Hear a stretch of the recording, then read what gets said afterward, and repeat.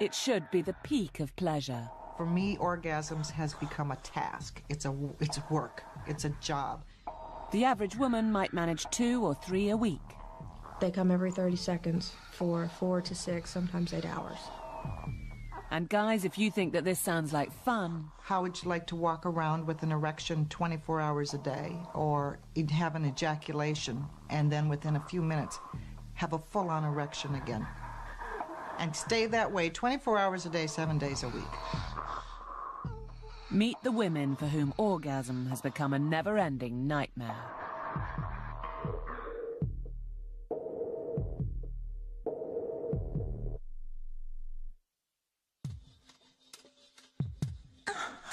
Coming, climaxing, peaking. Orgasm is the most intense and pleasurable experience you can have. You breathe more deeply. Your heart rate doubles to 175 beats per minute. Your genitals engorge. 116 muscles pulse and contract. And then, pow! Waves of endorphin-fueled pleasure sweep the body. Sounds great. But what happens when it all goes wrong? When you wake up one day to find your sexual organs demanding attention, no matter how unsexy you feel. When the need for release starts to derail your everyday life. Los Angeles at rush hour. Heat, traffic, and a woman with a spiky temper. Meet Jeannie. She's bursting to get home. Well, you know. Oh, come on. Get your bloody ass Jaguar up there. Want to push? Jeannie has a rare and perplexing condition that researchers have just discovered. It's called persistent sexual arousal syndrome. Does the persistent sexual arousal make you more grumpy? Absolutely. Yep. Makes my fuse very short. Oh, shut up. I was here before you were. Jeannie feels unrelenting physical arousal. But this is not about pleasure. Far from it. Have you ever slammed a finger or thumb, whatever, in a door or someplace, and you've gotten it where it's beet red and it's throbbing? It's the same sensation in the fact that the clitoris has got the blood rushing, and you have that same terrible throbbing. So that's painful. There's an insatiable beast down below that's been calling for 10 hours, and it's now deafening. For some reason, the sitting in traffic is worse. And I don't like being in the traffic, so it's a combination of me getting a slow burn here now because I want to get moving and get on the way. It's never going to be the most plausible excuse for a traffic violation, but Jeannie's desperate to get home to masturbate, or as she coyly puts it, take care of business. I can't wait to get in the house, go to the bathroom, and then take care of myself. So, with that, I'll see you later.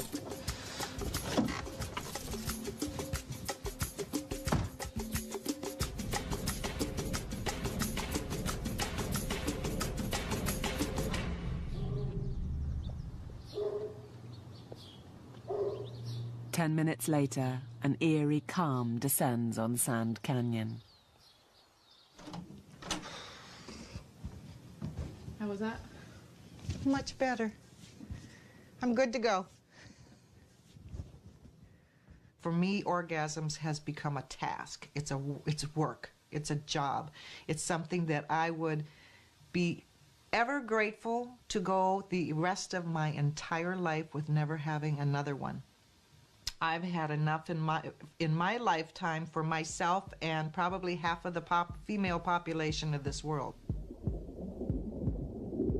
Persistent sexual arousal syndrome isn't like nymphomania.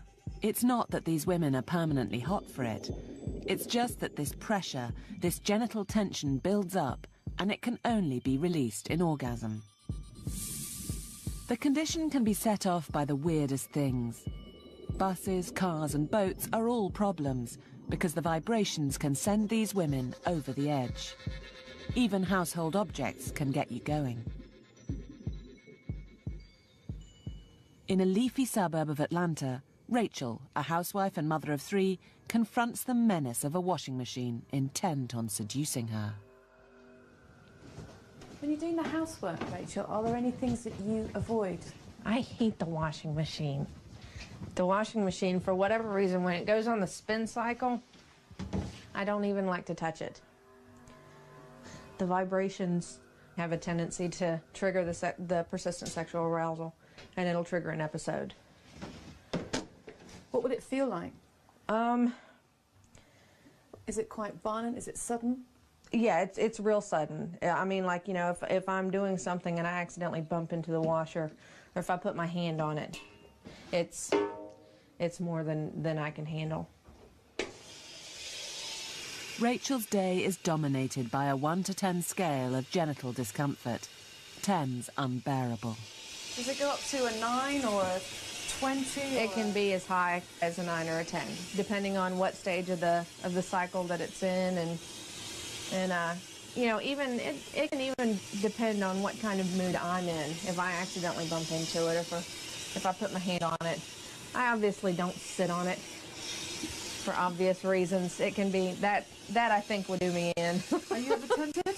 I did it once, shortly after I noticed the persistent sexual arousal. I sat on the washing machine one time, just waiting on a load to be finished, and yeah, it not only did it trigger the persistent sexual arousal, but the spontaneous orgasms that came afterwards were enough to make me get off. Just as scratching an itch makes it worse, so Rachel can't let herself be drawn in by the washing machine. It's to the point now to where, unless the water is running and I'm putting clothes in, I don't like to be near the washing machine. It's a queer thing when the washing machine knows how to send you into a spin cycle. Persistent sexual arousal syndrome has affected women of every age, ranging from 19 to 80. For Atlanta housewife Rachel, the symptoms developed 8 years ago. The first time that I felt it, it was just like a dull throbbing. It's progressed over the years to where not only is it throbbing, but it's throbbing like a heartbeat, and it's like I can hear it. It's loud enough within me that I feel like I can hear it. So yeah, it's definitely gotten worse, which scares me because I'm only 29. And I know that there are women that are like 80 that have it, and the thought of facing the next 50 years with this is more than I can think about right now. Jeannie also developed the symptoms of persistent sexual arousal syndrome 8.5 years ago. They were gradual over the first couple of months, maybe 2 or 3 months, and then just bing, skyrocketed overnight. And only one time did I decide, well, you know, I'm going to give myself a release every time I feel this and just see if I just happened to be someone that needed a multiple orgasm. And I got to 10 in 1 hour. And partially from exhaustion, because that's just a tremendous number, and from shock. I just kind of laid back on the bed and went, oh my God, and I could keep going. I could keep going. Something is majorly wrong. Something's majorly wrong, and that was when I started my quest of seeing doctors. This isn't a problem that Jeannie's going to sit on, and her search for a cure is going to take her to some surprising places.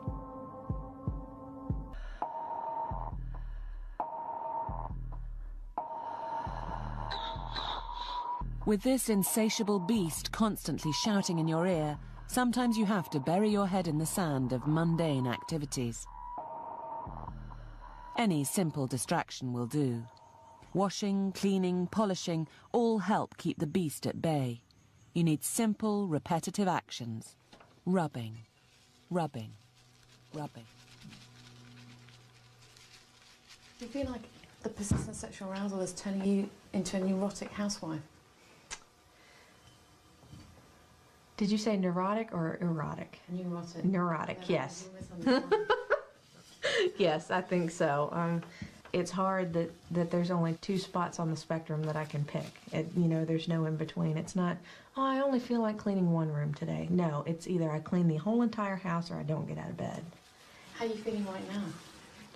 Let's see, how do you describe it? There's a lot going on as far as throbbing down in that area. So you feel hot and bothered? Kind of, but not in a sexual way. Not like, you know, oh, I need to go find my husband right now. Not anything like that. It's more bothered than it is hot.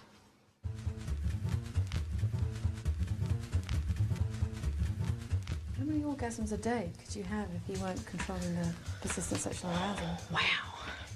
If I wasn't controlling it, they're probably, I don't even know that I could put a number on it. It would be in the hundreds. They come every 30 seconds for 4 to 6, sometimes 8 hours. And I'm sure that's well up in the hundreds. I'm not a math person, but I'm sure it's up there. I mean, if I had no self-control, no willpower, I don't know that I would ever leave the house. It would probably be me and however many toys I could get sent to the house at any given time. Lots and lots of batteries.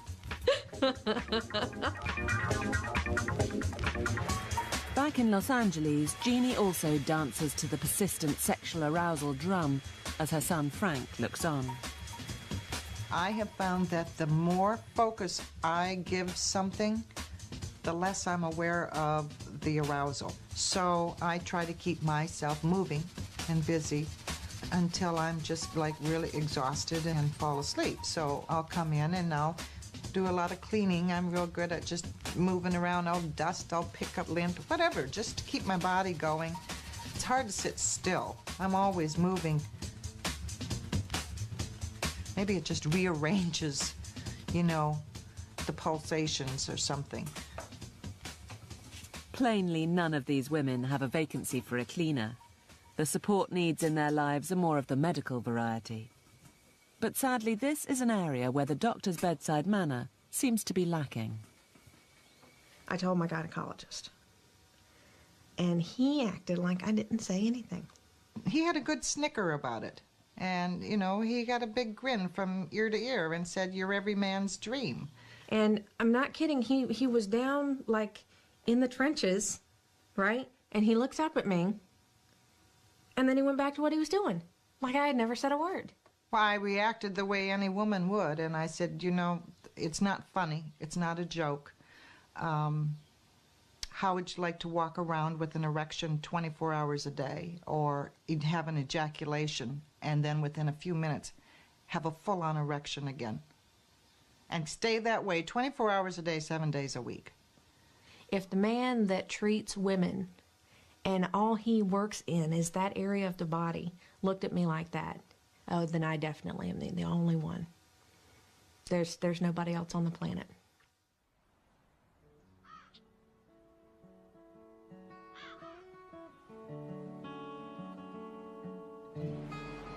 You tend to think of Americans as sexually upfront in a Jerry Springer sort of way. But vast swathes of the country are Bible Belt areas, deeply conservative and repressed. Try explaining persistent sexual arousal there. This is exactly the problem Heather had to face. For this blushing young bride, the forbidden feelings started to develop 3 months after getting married, turning her world on its head. 9 years on, her husband and parents pray with her as a faith healer attempts to exorcise the demon monster. We want to make a difference in Heather's life, Lord, and that the name of Jesus is glorified. And your daughter is blessed, set free. So have mercy on us. Show us how to pray, Lord. Yes, Lord. How many people have you told? At first I told almost everyone because I was just so anxious to find out if anyone else is suffering from it and you know, if anyone knew of any kind of help. Some people thought that I was demon-possessed or that perhaps someone had cursed my womb, you know, saying things like, you know, if I wasn't a Christian and had this problem that, I would have ended up as a prostitute or a nymphomaniac. Despite her devout appearance, Heather's been a bit of a wild child in the past, with several previous boyfriends, including the notorious singer Marilyn Manson. There's been a cruel suggestion that she's been cursed by her past. I don't know how I ended up with her. It's the strangest of gatherings. Family members and Bible bashers discussing the unreasonable demands of Heather's private parts. I thought, boy, she's got to be sick of religious people by now. That was the first thought I had after reading this email is, boy, she's got to be sick of religious people. No wonder she's calling on weirdos like us. Yeah, there's so much misunderstanding. How you can't get any more humiliating than having to tell people that you have to masturbate for it to be relieved. There's nothing. Yeah, so it's like you just laugh or you cry. For Heather, the feelings of persistent sexual arousal syndrome kicked in during her 3rd month of pregnancy. It was in my 3rd month of pregnancy that I just woke up one morning and there were these sensations, within my vagina. And I thought perhaps it was just hormonal. So, I masturbated and made it go away, but then the next day it came back. I talked to my, obstetrician about it, and she had no idea either, but she said that hopefully it would go away after the baby was born.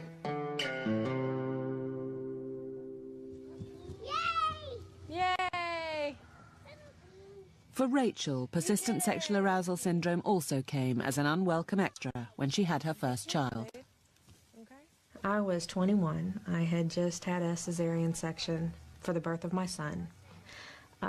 It was a couple of weeks after he was born.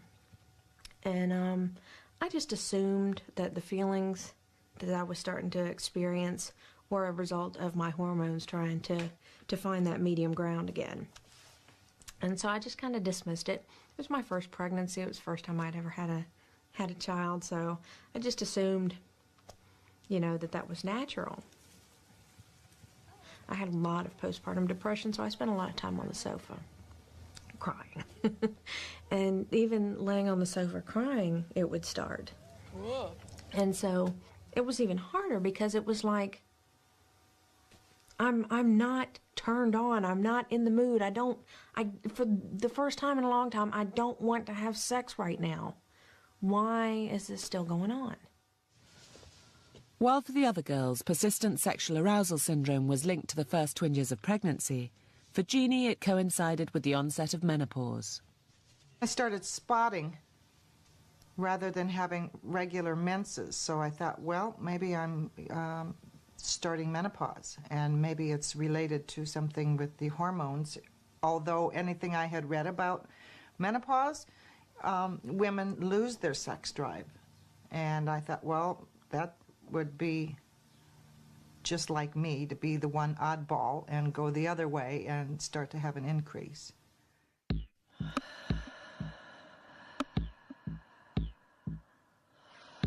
There are only 40 known cases of persistent sexual arousal syndrome in the world, and no one knows if it's hormonal, neurological, or related to abnormal blood flow. Usually, orgasm involves build-up and release, desire, arousal, increased blood flow, and orgasm. In persistent sexual arousal syndrome, it's off the scales. It's all tension and little, if any, release. The sexual organs are constantly crammed with blood, ready for action, no matter what your state of mind. But the cause is unknown. All 3 women saw an assortment of doctors for help, but even they were in the dark. To date, I've seen probably 7 or 8 different gynecologists, an internist, a urologist, a neurologist, a neurourologist, a psychologist, a behavioral psychologist, a psychiatrist. None of them had heard of this condition. None of them knew the cause. None of them had any idea how to treat it except the urologist. So I sent her an email. Wow, what a shock, because she said, Yes, we have treated a couple of women with this, and it's called persistent sexual arousal syndrome. The day that I found out that it had a name, that one day was like, other than the birth of my children and getting married, one of my top 5, just finding out it had a name.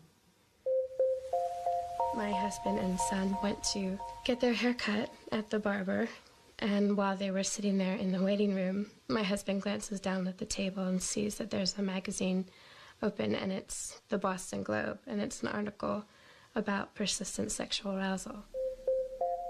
I got to read the Boston Globe article for myself, and I just started weeping, because here was exactly my problem.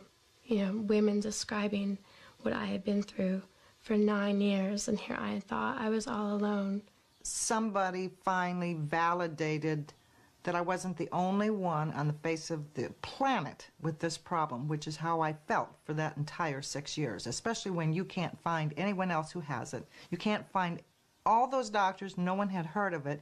You really feel like a freak.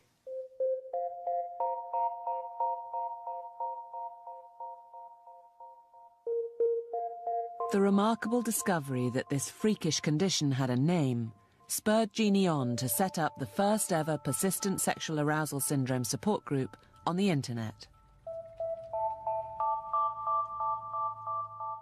What are you doing, Jeannie? I'm checking the message board for the support group I started for women with persistent sexual arousal syndrome. Are these women all over the world or just in the United States? Oh no, they're all over the world. There's one on here that lives in Hong Kong. There's one in Australia. There's a couple in the UK. And so far the rest are here in the States. 58 and rising. What was thought to be as rare as hen's teeth has turned out to be much bigger. I think there's probably a lot more women out there than anyone could imagine. They're too ashamed, too embarrassed, think they're the only ones. I mean, there's been someone that's joined the board that says, I've had this 15 years and I thought I was the only one. Oh, and I know that feeling so well.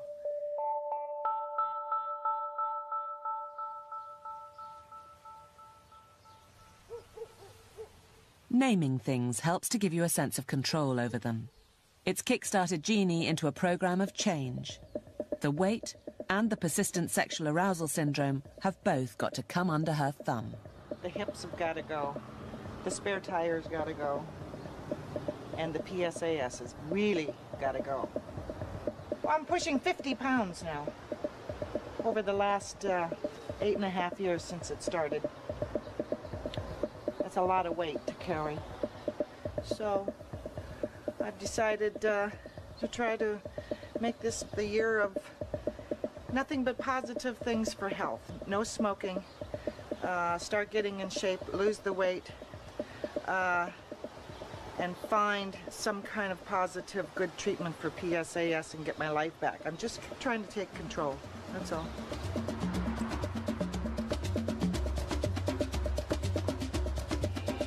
To get control, Jeannie will do anything, no matter how off the wall. She's tracked down an alternative therapist and arranged for her to come to her house. Here's Dr. London, who thinks she might have a cure. Hi. Hi there. Come on in. How are you? Fine, thank you. Nice to meet you in person. Hi, you too. How are you doing today? Oh, been looking forward to this. I have. Yeah. Good. Well, let's get going, shall we? Okay. All right, good. Will this box of tricks be the answer to Jeannie's prayers?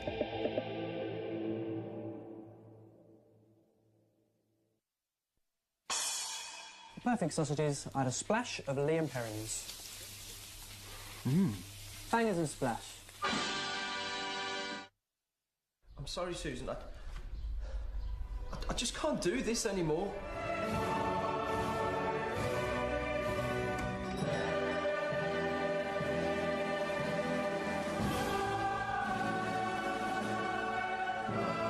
HP. Proper British. Proper gravy needs a glug of Liam Perrins.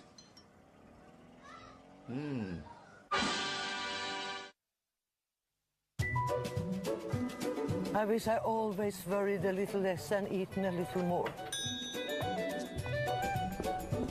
When I was younger, I wish I'd drunk more beer. And I wish I'd got more grass stains. Girls, you are never too old. Grass stains. You hussy. Now available, new Lurpak spreadable unsalted. Fancy some Walls micro sausages? Walls? All right. Great. It's a good job it only takes 60 seconds! 40 seconds.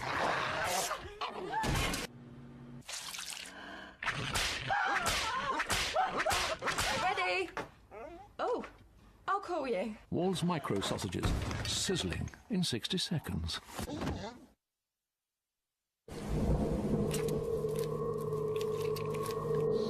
Fact. Not washing your hands properly can mean that whatever you handle, they handle. So trust Dettol's new hand wash, proven to kill 99.9% of bacteria and enriched with aloe vera. It leaves hands feeling soft and moisturized. Dettol protects. Fact. I want an immediate lift. For me, nothing beats Revitalift. Step into the future of skincare. L'Oreal Revitalift Double Lifting. On one side, a concentrated tautening gel with Protensium.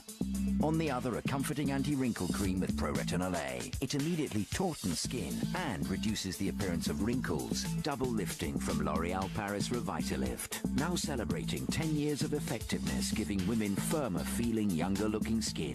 Revitalift. Have you tried it? Me and the Tefal gang have made this beautiful set of pans.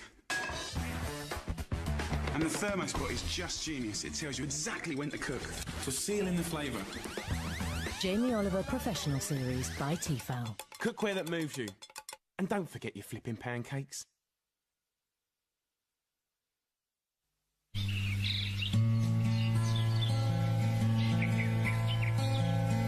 It's a beautiful day. I'm feeling so fine. Blackberries, blueberries, blackcurrants. Discover the irresistible tang of Special K purple berries. It's a beautiful, oh, what a beautiful day. New Special K purple berries. New drama at 10 on 5. You're being transferred. What? Moving you over to Statesville. Get off me! You can't end like this. We got a runner! Prison Break. New drama, 10 o'clock Monday on 5.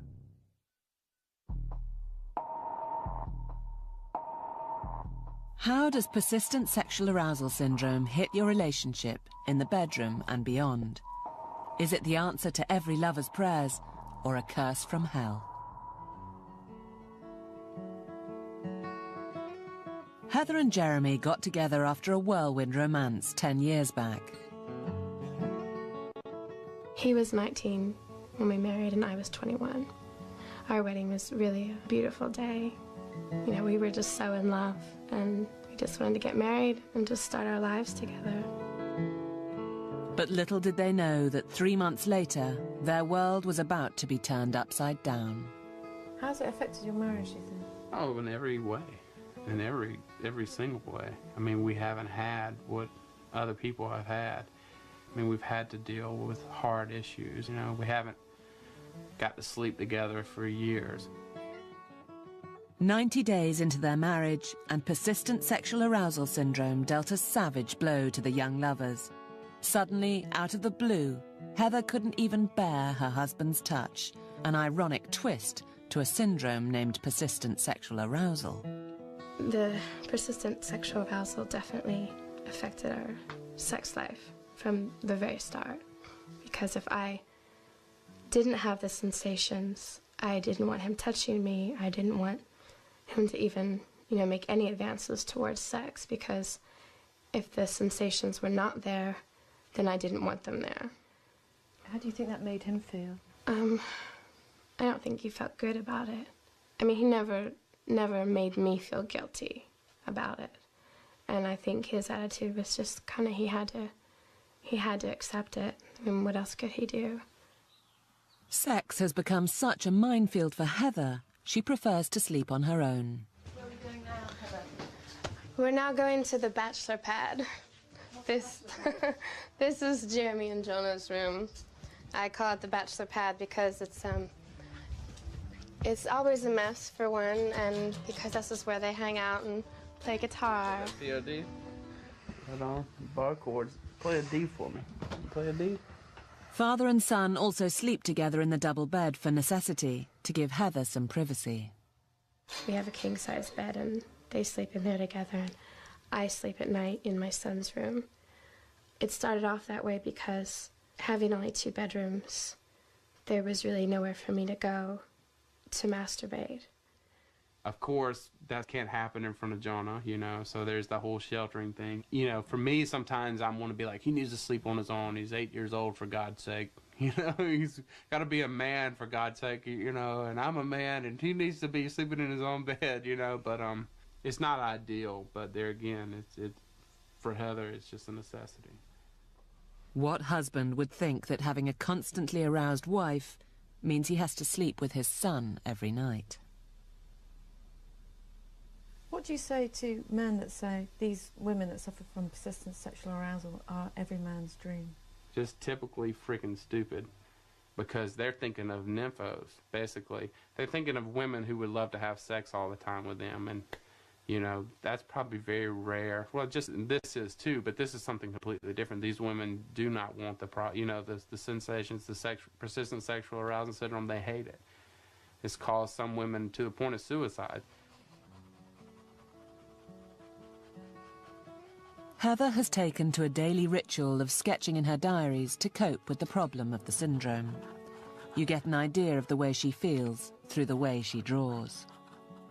I just try to draw an example of how I'm feeling in this. You know, my vagina is burning with unwanted sensations, you know, even making her mad. Mm-hmm. But her face is shaded in and kind of hidden because this problem is you know, something that you can't easily talk about, and you basically suffer alone. But persistent sexual arousal hasn't entirely destroyed their marriage. Is the Heather that you know now still the Heather that you knew when you first met? Yeah, she's the same person, absolutely. I mean, a little bit older and fatter, and we're a little bit more ragged and rough around the edges in some ways, appearance-wise, but yeah, I mean, we have something much deeper. It's I think our relationship is not what we can get from one another as much as what we can give to one another. You know, thankfully here we are.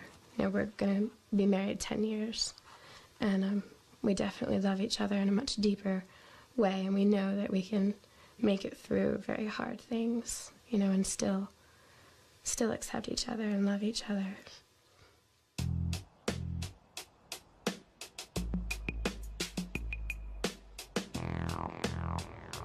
It seems persistent sexual arousal syndrome isn't the same for everyone. In Rachel's case, it hasn't killed a healthy sexual appetite. Far from it. Where are we off to now? Well, I have something special planned for John for Valentine's Day, and found out about a store called the Satin and Lace, and they sell outfits and underwear and toys and things like that. So I just wanted to go and have a peek and hopefully get something to be able to take off for him for Valentine's Day. Thank you so much. Oh, wow. Y'all just have a little bit of everything here. May I help you find anything? You know what I'm looking for is little shorts with the ruffly butt. Sorry? She saw me coming. For most of the time, Rachel avoids anything that might trigger her persistent sexual arousal syndrome. But there are some triggers that she doesn't mind being squeezed. What about your husband? Is he a big trigger? Yeah. He's the biggest trigger of all. Yeah. We're newlyweds, so we're still very affectionate. And it started off just, you know, him touching me or stuff like that. It's to the point now to where he can take off his shirt, and he'll do it. But there's going to be no such luck. Yeah, But I do have, like I said, I have the black and ruffly butt boy panties. Oh, you like do? The boy briefs? Yeah, let me show them. With ruffly butt and ruffly butt. Okay. Not just crotchless, but ruffly butt. How often do you come to these kind of stores, Rachel? These kind of stores, not very often. Not as often as I'd like to. Let's put it that way. Oh, fantastic. Yeah, and these, Yeah. again, slingshot, but very cute. Whereas most women are like, not tonight, honey, I've got a headache. Yeah, I'm always, okay, let's go. Okay. Are you ready for some raunch? Rachel's husband has a rather lean and tired look to him. All right. From the husband who can't get much to the husband who wouldn't mind the odd night off. I got some shoes. It's a good thing I have no political ambitions. I called it the horny toad disease. It's a frog out in the Southwest that's the horned toad. What about when she starts jumping on you or chasing you around the kitchen table? Sometimes that happens and you're like, you know, stop, quit, you know. But it's, I won't say it's odd. It does make for a fun time, you know, because it's not every day that women are aggressive in that way. But, you know, sometimes it's inopportune. Given the frequency, John can't always rise to the occasion. How do you feel when he turns you down, Rachel? At first, I took it so horribly. Oh my God. Because when you know that there's a way to relieve it and you don't have access to that way, you know, and so your emotions are like all over the place and mood swings and everything else, that I just let my emotions get the best of me. And a lot of times I was in tears. I was like, you know, you don't really want me and stuff like that. And it was probably really hard. Plus it's hard. It was probably really hard to deal with. What would you say to many men out there who would look at Rachel now and think, she's every man's fantasy? Well, like I said before, it's a double-edged sword. You think you want it until you've got it. Jeannie doesn't have a husband to worry about. She's been divorced for 8 years. Her last marriage hit the rocks of persistent sexual arousal syndrome. It was just too weird to explain to her husband, and the relationship went west. Who's that there, Jeannie? That's my ex-husband, my little soulmate, and me. Wow. When was that taken? It was about 9 years ago. Seems like another lifetime. You look like a famous country singer. Yeah. We did some two-stepping. We did some line dancing. They were good days, were they? Yeah, they were. They were pretty happy. Never know what can happen and it in was the future. Persistent sexual arousal that drew you apart? Well, that's why I left, because I couldn't tell him about it. Yeah. Didn't want to tell him. My whole life is different, period. Used to have a really wonderful husband, and we shared a lot of the same things with golfing and camping, and we owned a boat and would go boating. I really lost my husband over this too, because I couldn't tell him. Why couldn't you tell your husband? Well, because I was very, very embarrassed. How was I going to explain it? Because I didn't understand it myself. What am I going to say? Gee, I need orgasms every 10 minutes, and it never goes away, and I don't know why. Can you ever imagine yourself having a happy, sexually fulfilling relationship? Or is that just a dream? Where there's life, there's hope. Jeannie now lives with her son Frank, who's one of the few people she can tell about her condition, whether he likes it or not. I don't like to get into it too much. It's your mother, you know. But He knows the gist of it. He knows the basics of it. We don't talk in detail. I'm not gonna. I spare him that, but he knows. It's your mother. You don't even want to imagine her having sexual organs or anything, you know. But you know, she started telling me about it, and it sounded bizarre to me. I'm like, whoa, you know. My hands are tied. I just try to make her laugh. Seriously, you know, make her laugh when she's down or whatever. I wish my hands were tied. Or, Jesus H. Christ. Here we go. That's the kind of joking we do. Tie my hands. Oh, okay. Jeannie knows that if she's ever going to get her life back, she has to find a cure. Conventional treatment of persistent sexual arousal syndrome involves surgically sealing off abdominal blood vessels, but in America, this treatment is expensive and carries no money-back guarantees. Jeannie resorts to alternative medicines, which are cheaper and seem less invasive. On the advice of a friend, she arranges for an alternative pain therapist to come to her house. Tell me, what are you hoping to achieve from this treatment here? At this point, even if I just get some relief and it's not gone altogether, I would be happy with that for starts. So that's my hope. California is a broad church when it comes to alternative therapies. Here's Dr. London, who's going to perform her rites. Jeannie's treatment is based on an electronic type of acupuncture, which works on trying to balance the body's energy flows. Be interesting to see if I can even focus on the treatment, because that's what I'm focusing on right now. And and actually the persistent sexual arousal now, because I'm getting high anxiety, is going through the roof. It is very, very strong right now and uncomfortable. On a scale of 1 to 10, where are we at now? We're at a 20. But that will be the least of Jeannie's problems. As they say, there's no gain without pain. Okay. Are you ready? Why don't you have a seat? Okay. This is just like acupuncture, but it uses an electrical device instead of needles. Okay. Okay, so there's no entrance into your body. You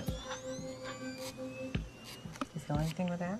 Oh, yeah. Yeah. Sorry. That's a good sign. Keep breathing. Keep breathing. Sorry. Yes, I feel electrical shocks. Right. Thank you very much. I am gripping this with a death grip. Sorry. Ow.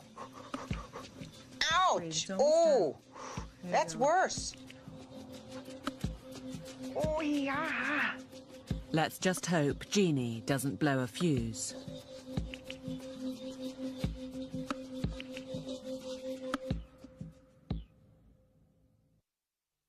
When the family is suffering with congestion and blocked sinuses, Olbus is there for everyone. Olbus Pastels for blocked noses and sore throats. Olbus Inhaler for on-the-go noses. And original Olbus Oil to look after Mum too. There's a whole family of Olbus products, so everyone can have the power to breathe naturally. And there's a gentle formulation for little noses, Olbus for children. Guess what's in now? Will Young tells all about his heartbreak. Now party for longer. Rimmel London's new Recover Anti-Fatigue Foundation transforms the look of tired skin for an instant glow. Look great when you stayed out all night. New Recover Foundation from Rimmel London.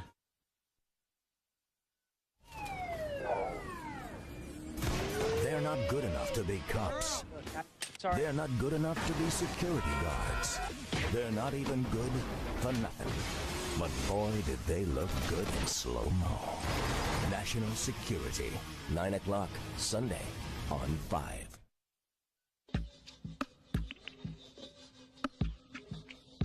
Treating persistent sexual arousal syndrome can be a shocking experience. Ouch! Oh! Oh, you're not going to do that to my feet, are you? I'll be right out of the chair. It may not be that painful. I have a low sensitivity to pain, and I'm a wuss. All right, so just keep breathing. Oh, I can feel that. That's just kind of like a... Okay, that's good. Okay. That's good. Let's have the other one. Ouch, ouch, ouch, ouch, ouch. Breathe, Oh. breathe. Almost done, almost done, almost done, almost done. Oh, yeah. 1 hour and 240 volts later, silence. I have no pulsations right now. I'm going to time this to see how long this lasts. Doubting Thomas that you are. Huh? No. No, I know, I understand. I'm just real curious. This is the first time in 8 years that Jeannie has been pulsation-free. This just feels very odd. It's certainly not a complaint. It just feels, it's like it's been so long that I don't remember what this feels like. Do you feel like your old self? Woo! Let yourself cry. Let the energy leave. It does. It's just, I have not felt this way at all. And you know what? Well, all right, you wanted me to talk feelings. Part of me is absolutely afraid that this is just going to be like short-lived, and I'm only going to feel this, and you're going to walk out the door and get in your car, and by tonight I'm going to be exactly right back to square one. Can you enjoy where you are? Put that fear on it and just enjoy this for as long as you have it. Can you focus on that? Okay. I will. Okay. She keeps looking at the clock. Well, you would too. I went 10 minutes. It's nothing.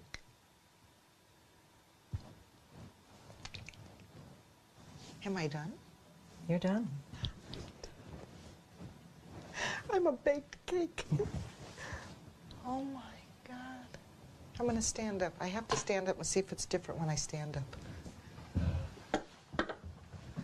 Walk around.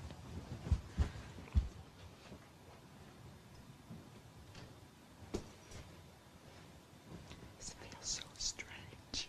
It really feels... Frank! That is Wonder Woman. I have 0 pulsations. We have timed it. I am at 12 minutes with no feeling. Nothing. 0. Really? No tingling, no... I know you don't like to talk about it. Nothing. I have not felt that in 8.5 years. Wow.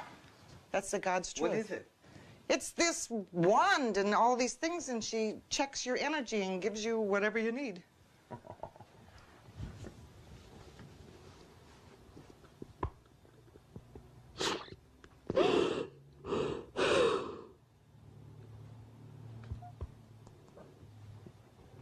8 years is a long time.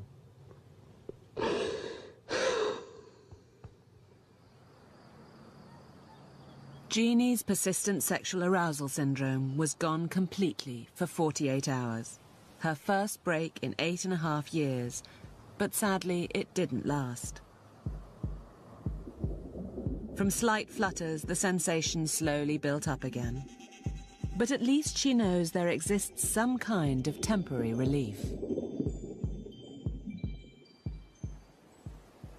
A long-term cure may be out of sight, but perhaps the more enduring solace is that Jeannie knows she's not alone. On the grounds of a problem shared is a problem lessened, we arranged for the women to meet in Los Angeles. It's the first time they've ever met in person. Are these my girls? Are these my girls? Hi. Hello. Who's who? I'm Rachel. You're Rachel. Oh, Rachel. You're son of a gun. Heather. I'm like, you can't guess who I am. Hi. Oh my gosh, that's so nice. Well, welcome to California. Thank you. It's been quite an experience so far. Oh. The girls are joined by another sufferer, 20-year-old student Bat Shua, who learned of the girls from the website. No, but I brought you all little welcome bags. So I made Rachel. the same sort of, kind of, but I tried to do your little personalities on And this. she knew to put chocolate. You better believe it. Chocolate. Yes, we had this unbelievable. See, you're married, and so I figure there you are telling him that I need another orgasm, and he's like, Here the girls can relax and talk openly about their condition with one another. I live here, and my day's been hell, so I'm happy for all. As night falls, horny toads come out to play. The girls hire a limo for the night to take in some of the Hollywood hotspots. Just pour everyone a glass and we'll have a toast. We'll have a persistent sexual arousal toast. 4 orgasmic women out on the town. We've made the bulletin board, girls.